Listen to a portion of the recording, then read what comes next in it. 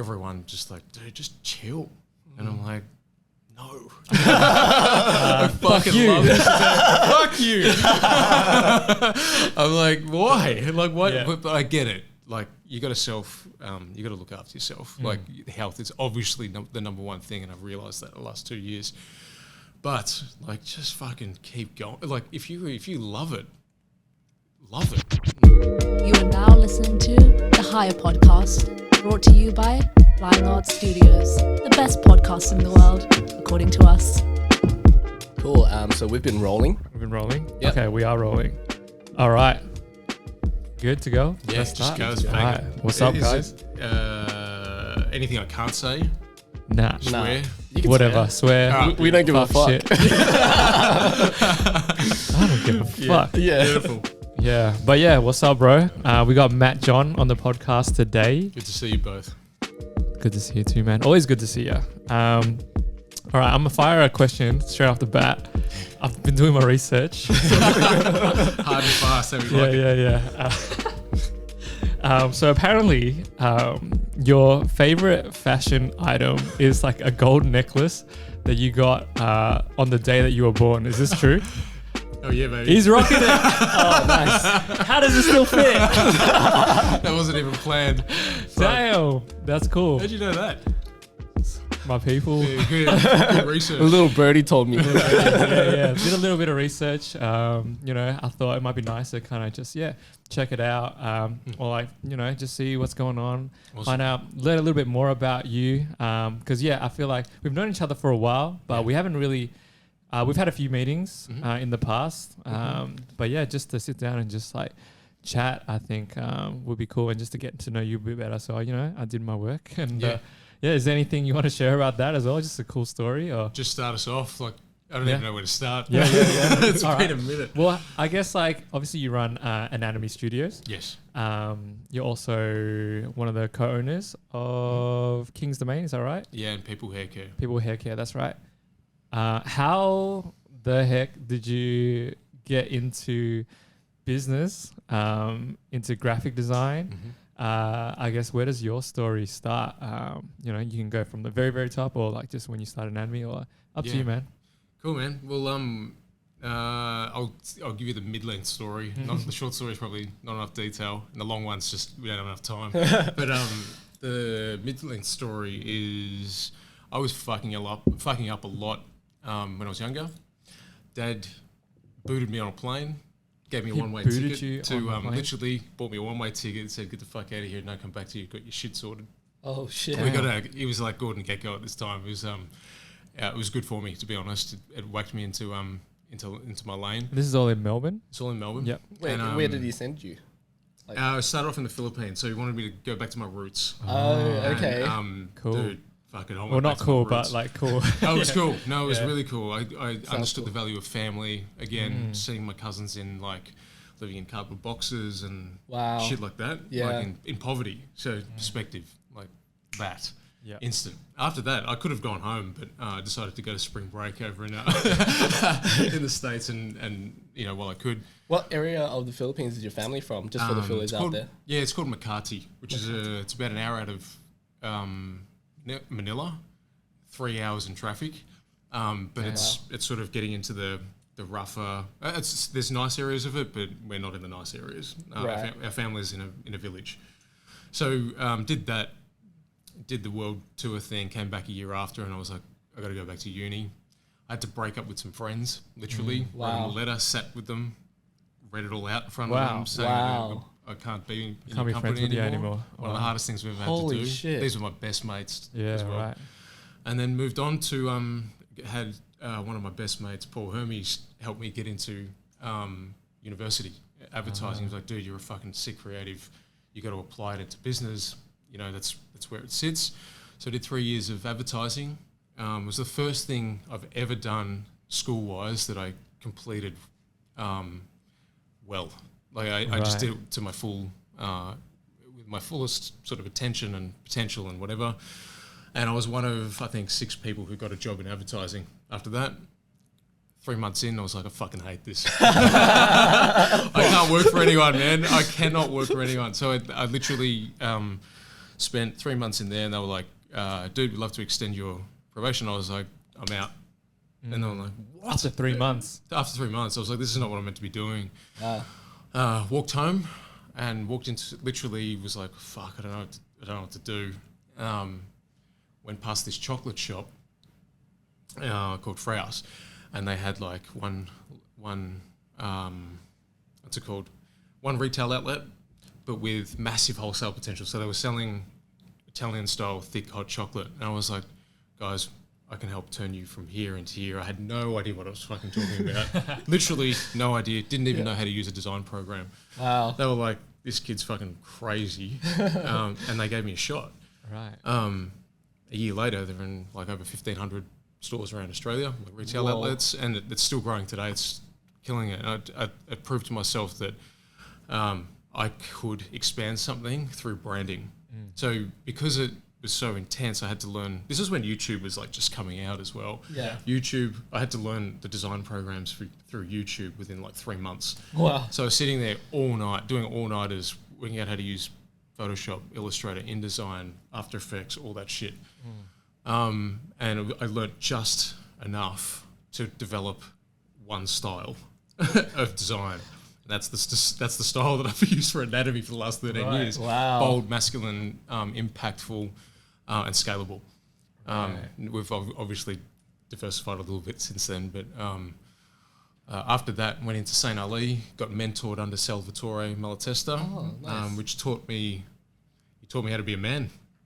He literally he taught me business. He taught me about the realities of the world. Installed a lot of great stuff in me. Also learnt what not to do as well. So it was 4 years with him. We started a brand called Sensory Lab and built it up and sold it.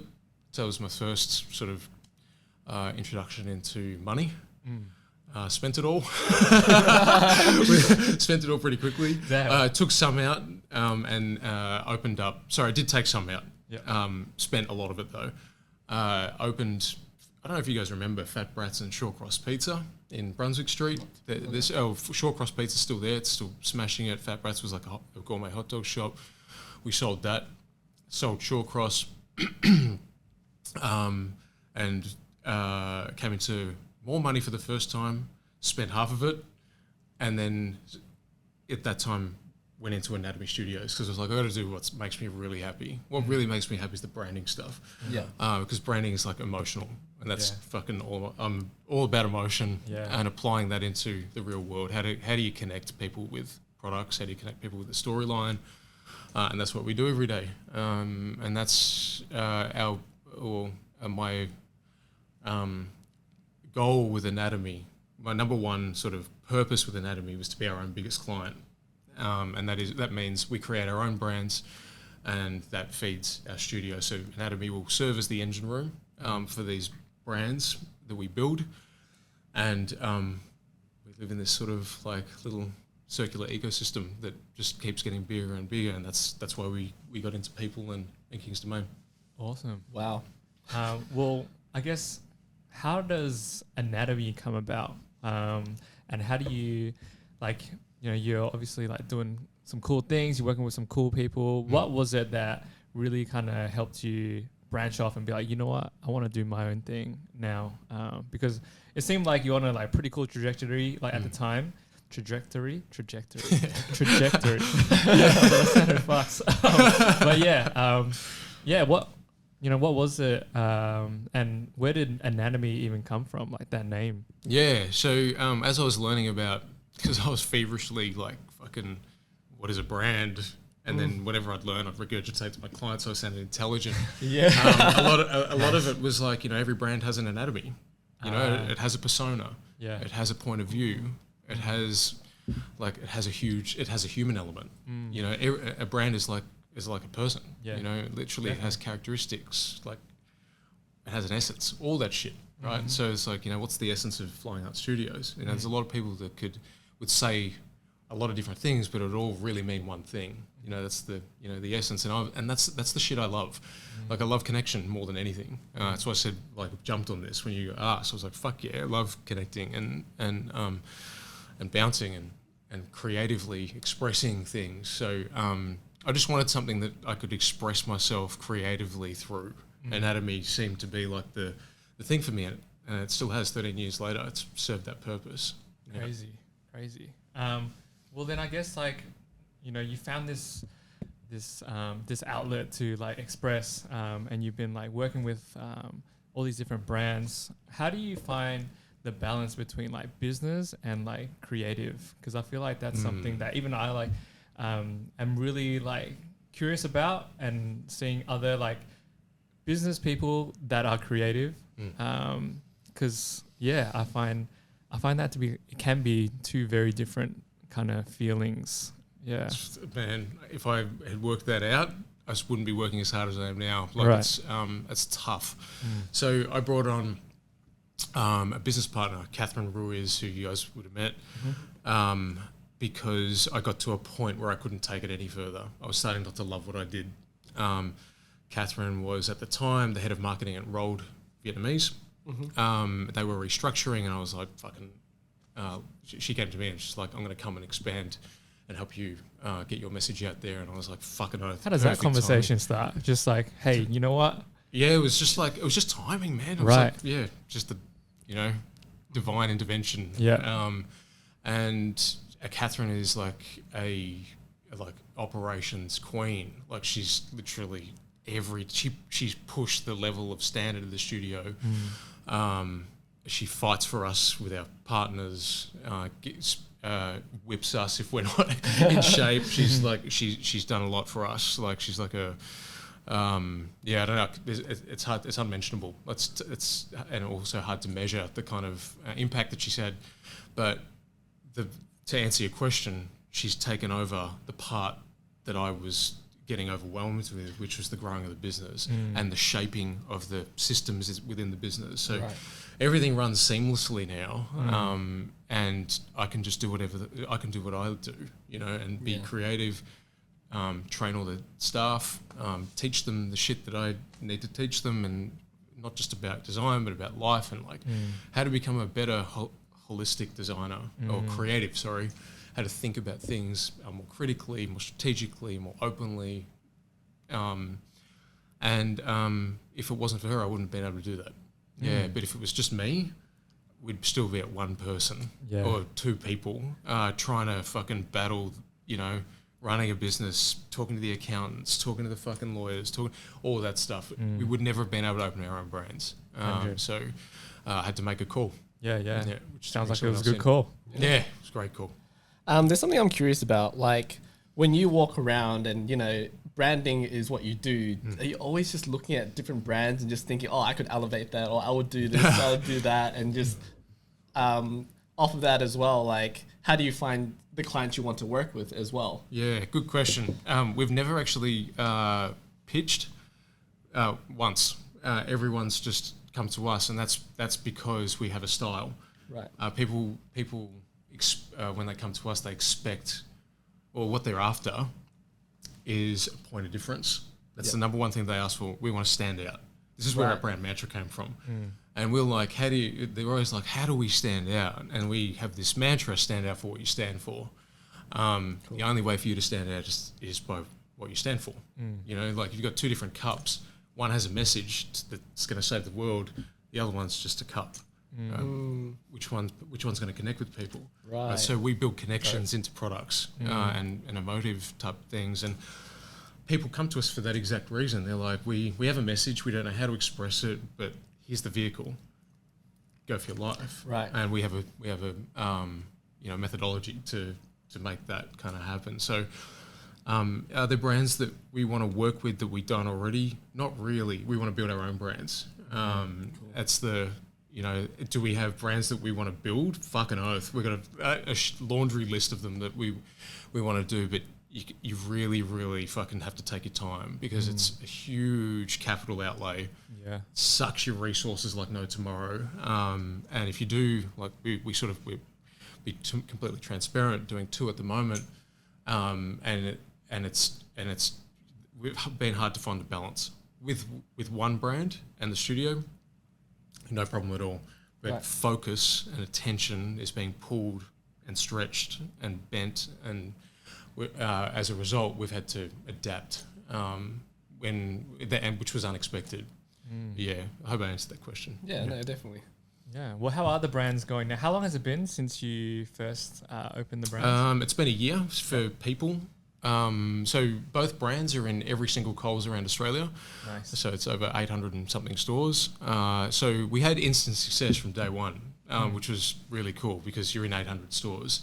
Pretty solid for day one. From day one. So and we weren't going to do it. We one thing that He says it so chill as well. 800 just stores. day one. It was a good start. Yeah, it was a good start. It was a good start. Well, we did this crazy deal, and we had business partners that helped us get that deal over the line, which helped a lot, man. Like everyone came together. We did our thing. We did our branding thing and the marketing thing. They did their negotiation thing, and they're hair care experts. They're really well known in the industry, and so they're doing really well. They're doing really well. But it's a long time until we see money. You have to build this thing like a motherfucker before anyone wants to buy it. We need to saturate Australia. We need to go global. And then you might get a few stiffs because you know what it's like. You go to the haircare aisle in a Coles or Woolies. You know, you go up. There's no brand loyalty, right? So we have to build anything that's on 50% off is what gets bought. So we have to we're building a brand so people overlook that, and also is attractive in other retail outlets like chemists and so on and so forth. I feel like there's a pattern here, and do you feel like that's like a strategy for wealth that you've started to develop, where you build something up and then sell it? Yeah, is that? Yeah. Sell from St. Ali always called it pump and dump, right? But he never pumped and dumped St. Ali. Once you get an emotional attachment to something, it's hard to dump it. We've dumped a few things along the way, which were like, this is the season has ended, so we can move on.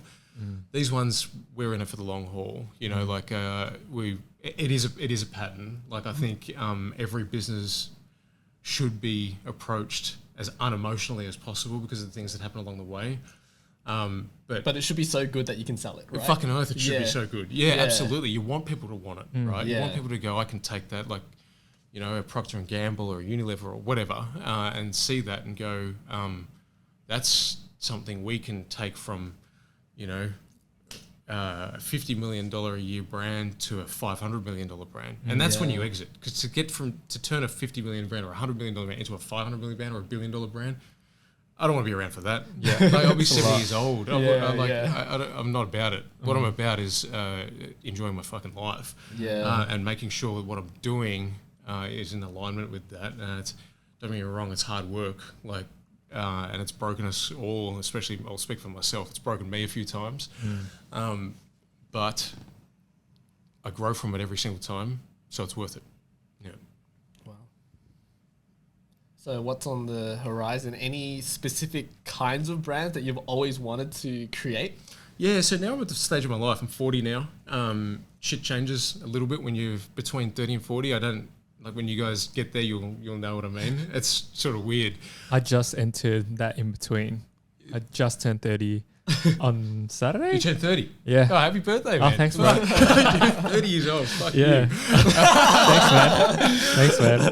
30s. This next chapter is where you build your empire, and that's the one thing that Sal taught me, and other mentors have taught me.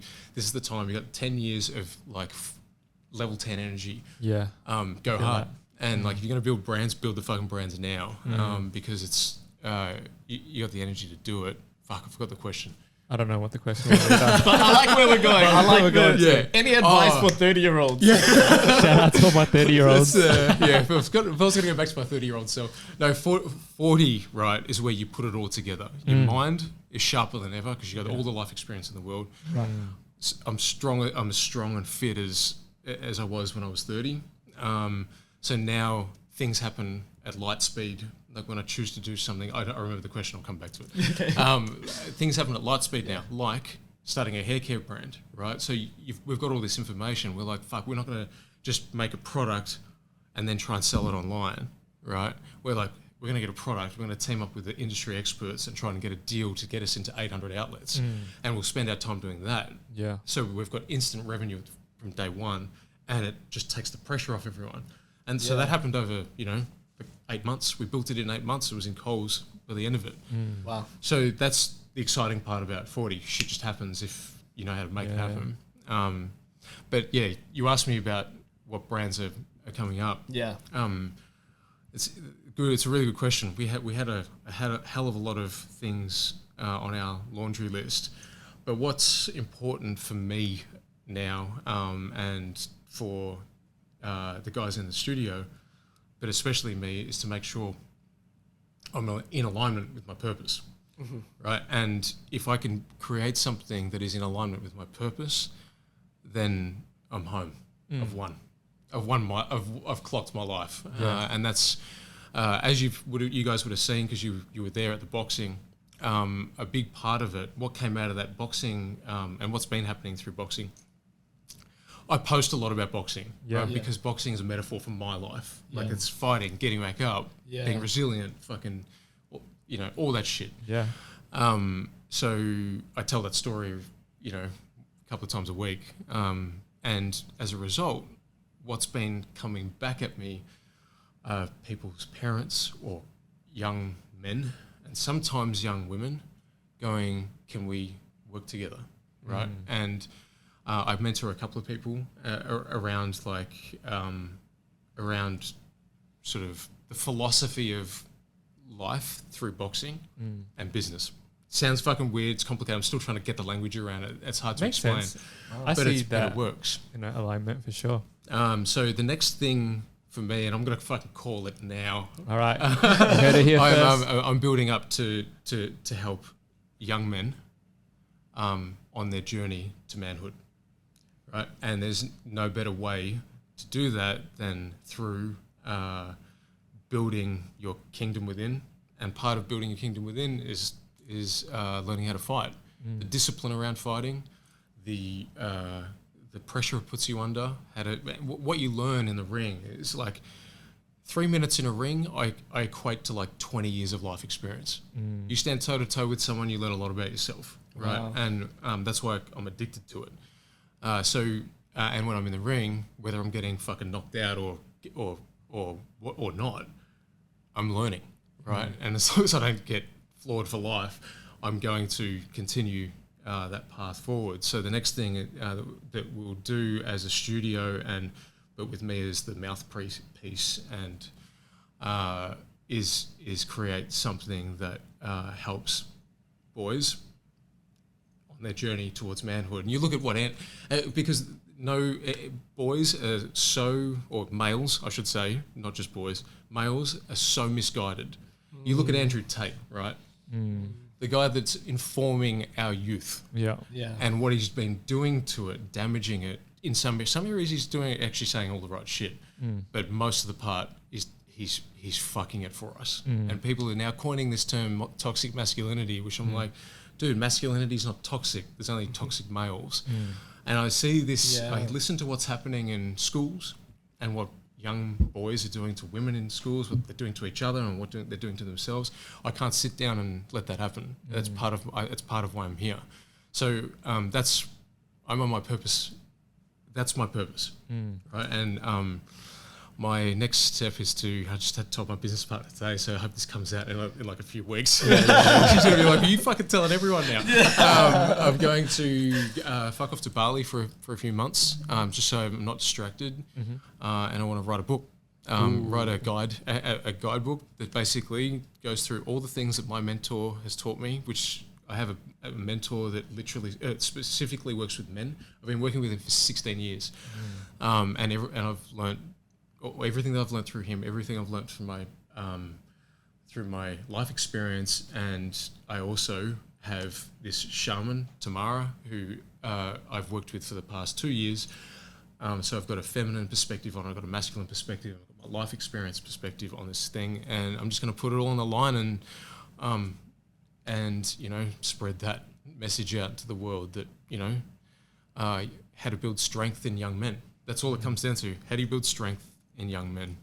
Strength physically, spiritually, mentally, energetically, all of that. And that's it. I reckon that'll be me for a while. If I want to create a hoodie or something like that after that. We'll see. But, the list is still long, so yeah, we'll see how we go with that. That's incredible, man. That's very honorable. An honorable mission, you know, and yeah, it's good to have someone like you on this earth to do that and push that, man. Appreciate that. Yeah, because we need more people like you. Yeah, thank you. Yeah, we're young men. 100%. I'm sure a lot of people listening are young men. I'll give you.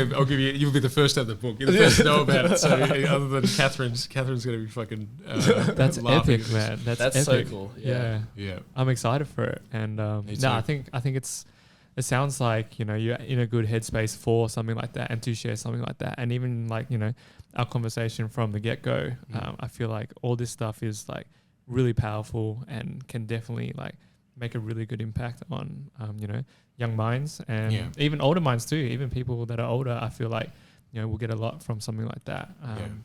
It's inspiring just hearing about it, because I definitely see that, you know, connection between, you know, boxing and just like martial arts and the discipline, and then going into life as well. And I feel like, because for me, I've been lucky enough to like train in martial arts since I was a kid. My dad put me into that shit. And at the time, I'm like, what the fuck? Like, I'm just like, I have to go. You know what I mean? But then now that I'm looking back, I'm like, shit. All the little things that you do, like in, you know, martial arts, boxing, sports, like all that kind of stuff. It's like you fall down, you get back up. You know, and then it's just like life. Building strength. Yeah. Because it doesn't take physical strength to get back up and move forward.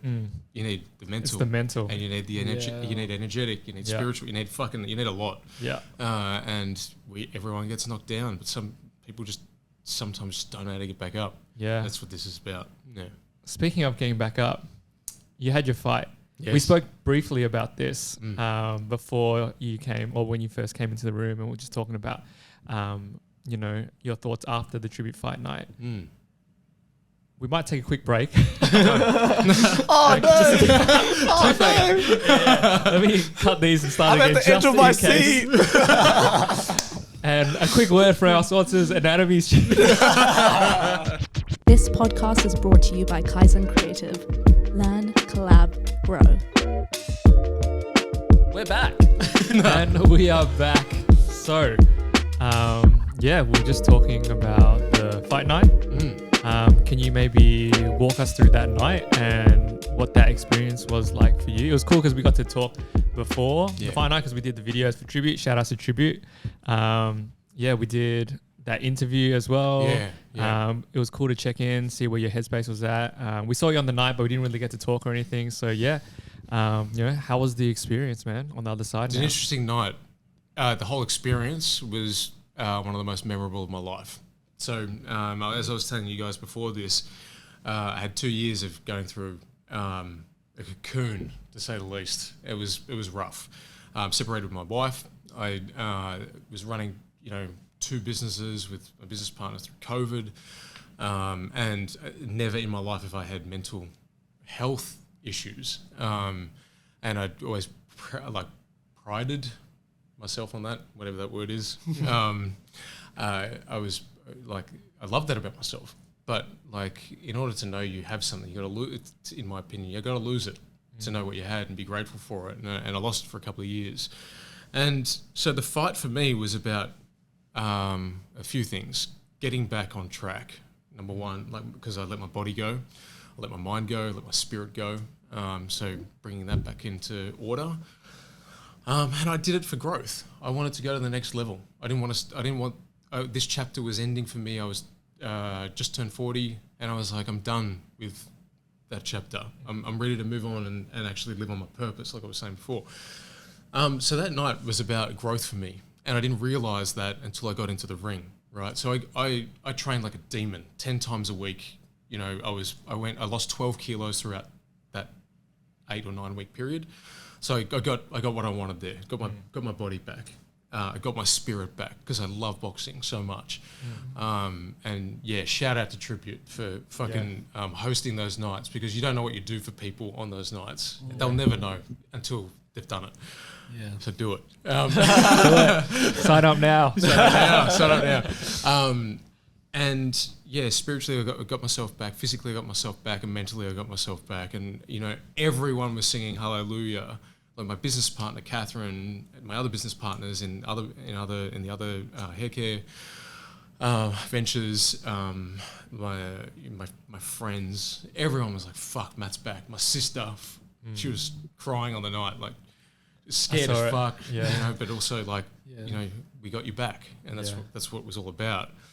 But when I got in the ring, I was looking over to Nath, and Nath is so much respect for that guy. He jumped in. I had three people exit that fight at the beginning. So I went through, and I was nearly not going to fight because it was getting too close. He jumped in, he'd been going through a similar thing, right? And we shared that a little bit, and you guys would have heard a bit more about that because you interviewed him too. Yeah. And I jumped in the ring, and that motherfucker was there to win. Yeah. Right? And I saw the difference. I was there to grow. Right? I was there to make progress. And how did you know? Like, what was just in his eyes, dude? You could see it. Yeah, you can tell. You can tell when you're there to fight. Yeah. There's a look in someone's eyes, and I know because I spar all the time. Yeah. And he was locked in. Yeah. Totally locked in. This is going to sound cliche, but I'd already won. Right, my win was not that. It was not holding I couldn't give a fuck about the belt, to be honest. Like, it would have been a cherry on the cake. And it would have been nice not to get smashed in front of all my mates. But what happened, and for those that don't know what happened, like, I was the first couple of minutes of the fight was I had a strong start. I made a mistake, got hit here in the back of the head, and what happens is when you get hit here, it's not illegal or anything, your equilibrium goes. And your legs turn into cement, and all you can see is spinning lights. So I was fucked. I was like, I was surprised I got through the first round. Like, I nearly took a knee, but I was like, fuck that. I can't take a knee in front of my friends, myself.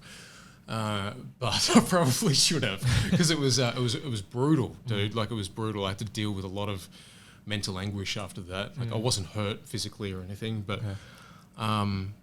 ultimately, it's the first time I've ever felt proud of myself for going through and getting myself back on track after such a shitty last couple of years. And I also knew why I did it. Like, even though it was hard for my ego to get over, I knew why I was in that ring, why I invited so many people to come and witness, all of that. And the beautiful thing about it is everyone has their own story about it. And they're like, dude, you got in the ring. And that's, I realize what I have to do in my life, or what my ring is in my life, and what challenges they have to overcome because they're afraid of their potential or whatever, right?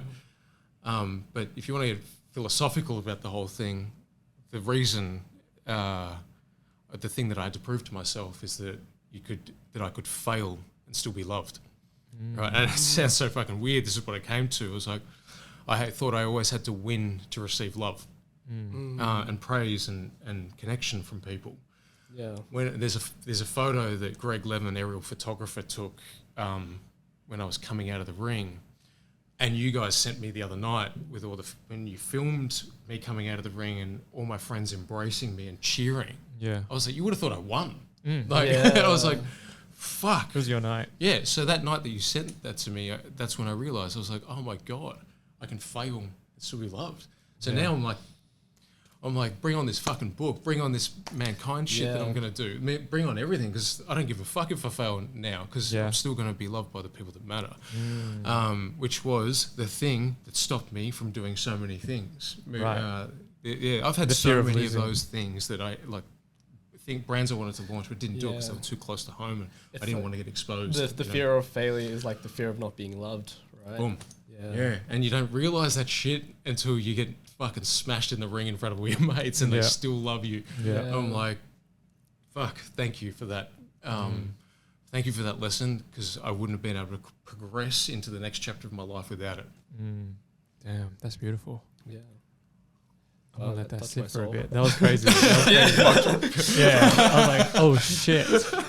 Oh my goodness. Yeah. I guess, like, for the people listening then, what would you say to that person? Because I know a lot of people go through this, and I talk about this with a lot of guys and girls about, being afraid to do that thing you want to do, you know, because of failure or because of what people might think, comparisons, you know, social media. You know, sometimes it's hard for people to even just post something. I guess what helped you, you know, really overcome that and really kick yourself into gear and be like, you know what, I'm gonna fucking do it. Is there, you know, it's just, you know, was there something that inspired you, or like how did you get there? Yeah, I asked myself, like, I play this game with myself called Radical Honesty, right? And I asked myself, who am I afraid of? It's not me. I'm not afraid of myself. I'm afraid of someone's opinion. I'm not afraid of everyone's opinion, but I'm afraid of someone's opinion. I must be, because, so I was like, I sat down there and I dropped into my body. I was like, who the fuck am I afraid of? And all these faces started popping up, so I wrote them all down. And I was like, are they doing what I want to do with my life, with their lives? Fuck no. They're doing this and this and this and this. And they're probably saying shit about me anyway. So I'm like, I turned that into a fuck you. That gives me energy, that shit. All I needed to do was identify who those people were and and then level with myself. Do I really care? Yeah. Fuck no, I don't care. Like, it's, if anything, I'm like, you guys are going to be the ones that tell everyone you know who I am when I'm when I'm where I want to be, you know, and where I'm going to go, where I'm going to be, and that gives me a lot of fuel. Still love those guys like no tomorrow, but sometimes you just got to find fuel from sources. That's really cool. I feel like I can see you with a whole group of young males in a room, like guiding that meditation, like think about the people that you like care about their opinions. Yeah, dude, and then love that. Do a massive fuck you. Now everyone say fuck you. The mantra, like the Buddhist time is fuck you. The low hurts thing. Yeah, fuck yeah, I love that. But that's I real, love that, man. dude. It's a killer idea. That's a fucking killer idea. That's awesome. Oh, Yeah. damn. Yeah. I think it takes a lot to be able to be radically honest with yourself. I think, I feel like a lot of people avoid that sometimes, you know. It's easy to not think about it. It's easy to kind of leave it in the back of your mind, just be like, nah, 100%. I'll deal with it another day. But it's cool that you were able to, really sit down and do that. Did you learn that from someone? Was that from a mentor? Yeah, one of my mates, Tom Russell, who Shout out to Tom. lives that. Shout out to Tom. He's fucking been a huge part of my life for the last year and a half. This dude has overcome some of the biggest adversities. Just ran an ultra marathon, one of his biggest goals in his life, and he fucking dominated it. He flew down from Bali, lives in Bali, to watch my fight. He's a massive supporter, and vice versa. Like, I'd do anything for that motherfucker. Ultra marathons 4 times a marathon? It's 86 kilometers, I think it is. Double a marathon? Double a marathon. Yeah, well, yeah. shit. Oh, dude, you should like, his mental strength is out of control, and he just keeps going on and on and on. And he uses this phrase, radical honesty, in every second of his life. and literally every fucking thing he says, it's like, oh fuck. Especially when you just want Is to. that from Ray Dalio? You can't chill. I'm not sure. He must have got it from somewhere, but he is a full embodiment of radical honesty. That's cool. Whatever he sees, he says. Doesn't give a fuck what anyone thinks, and I take great inspiration from that. That's awesome. Especially, you know, he holds a mirror up to me every time I see him, and I'm like, yeah, fuck. Yeah. Oh, You're right. You're right. Yeah. You're like halfway through an ice cream. Yeah. So I shouldn't have this. Yeah. You're right. Exactly. Oh man. Damn, that's crazy. Well, okay, so I guess if we keep moving forward with that then, because I think starting is always good. I'm curious to know then, how do you like keep going, and how do you remain like radically honest along the way after cool, I'm gonna do it.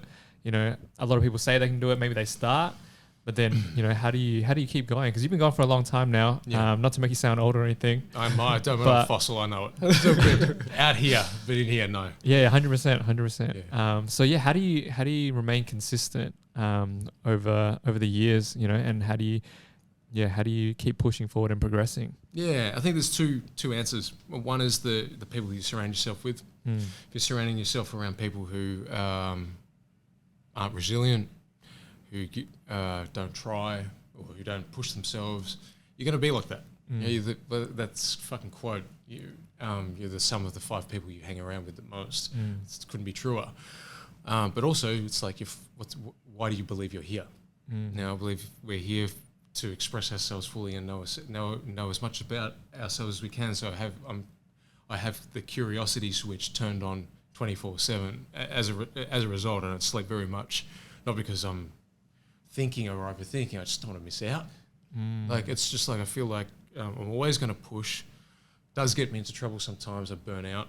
My fucking family remind me of that all the time. My partners along the way, my good friends, everyone just like, dude, just chill.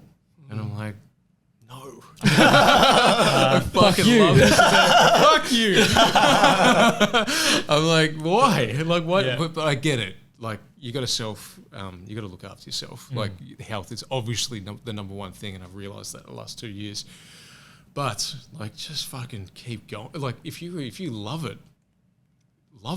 Like, put your heart into it. And what that looks like for me is just taking it to the edge, probably too much. I've got to come back a bit more often, especially as I mature. But I'll always be a level of this, definitely. That's how you grow, right?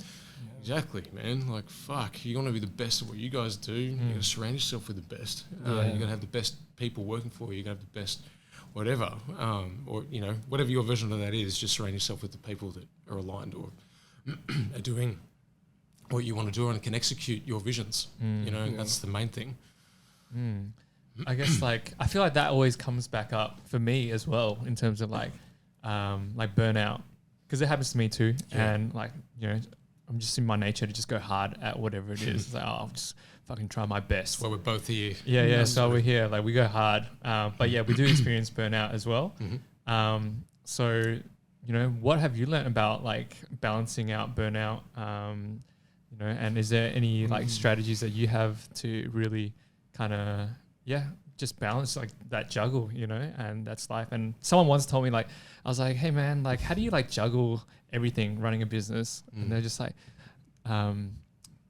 to be honest, there is no balance. And I was like, fuck. Yeah, there's no balance. It's like I don't have an answer to that question. I haven't worked it out yet. But I rely on the closest people, and it just so happens that my best male mates are all pushing themselves, like, and they're on their path and they're killing it, like in property and photography and like sales, tech and whatever. And so I get a little bit off them, but they have families, so they have a different perspective on stuff. It's the women in my life that bring probably the most strength. My sister being she's blowing up hard. Shout outs to now. Cat John. Yeah, Cat John. Nang, as affectionately known in our family. She's literally she hit the tipping point. I don't know if you guys read that book, The Tipping Point. When you do 10,000 hours of something, you become self-mastery kicks in. Yeah, right. And what that was for her was like her audience grew from 30,000 people to 400,000 people within the last month. Damn. Wow. And that's not bullshit, right? Yeah. That's people listening to her heart's message being expressed to the world. She has somehow held it together throughout that whole time. She's obviously worked really hard, but her life balance, like, I stay at her house every now and then, or I go and chill with her. She's like, I've got to go to bed now. I'm like, it's fucking 10 o'clock. And she's like, yeah, that's what I do. And I'm like, That's cool. yeah, it's cool. That's it. And she goes for walks. She has one of the most incredible relationships with Steve, her partner. Probably the most admirable relationship I've ever seen. Like, the honesty in that relationship's fuck, man. Like, yeah, they need to tell the world about that, because it would help a lot of intimate relationships. But those two, they just have a really good self-care regulation process, and I'm learning through that. Some of my other best friends that are women also have, this really good balance, of Catherine. She looks after herself, walks with her partner Aaron every morning. Esther, new friends that have come into my life, like they party but then they rest, and then they eat fucking vegan food and all that shit, right? Yeah. And I'm just like, I'll do it all. Yeah. Like, give it all. Yeah. Smash the vegan food. I gotta work out how to a system for this. Otherwise, I'm not going to be able to. I'm not going to tell the tale of write this book. I need to look after myself. It keeps coming up for me too. Every fucking session I have with Tamara or Ramel, my mentor, they're like, dude, fucking sort it out. So I'll get back to you on that. Okay. Well, we're gonna have you back for sure. I think this podcast has been like super insightful. I think It's just too short. It's way too short, huh? I feel like we could talk for hours. Yeah, absolutely. 100%. But yeah, we're actually like almost, at a time. But something that I've just been asking all of our guests in the past, and what I might ask you now is, if we had a time machine, you jumped in, and you went back to maybe let's go like to when you were like maybe 10 years ago, or even like 10 to 20, somewhere in between there. You just flew back and you saw yourself. What would you say? Just say your 25-year-old self. Yeah, 25-year-old self, he's right in front of you. What would you say? I love you. Yeah, that's one thing I didn't say to myself enough growing up. It's like I just didn't give myself enough credit or love. Something that I do a lot of now. Like I have a very, very intimate relationship with myself that was not present at that time. I was doing everything but loving myself. So it came up pretty strong for me when you said that. Yeah. So I just look myself dead in the eye, touch myself on the chest and be like, I fucking love you. And make sure that I felt it. Yeah. Wow. Yeah. That's beautiful. That's probably the best answer I've heard. Yeah. Everyone's like, invest in stocks. And Sure, and buy Bitcoin. Watch out for Bitcoin. Watch out for Bitcoin. Yeah. And love yourself. You will love yourself. Do it all. That's a great answer. Yeah, that's beautiful, man. I think let's leave it there. Awesome. I think that's I feel like we could dig into that all day, but I think what you said definitely that resonated with me too, and just being like, okay, cool.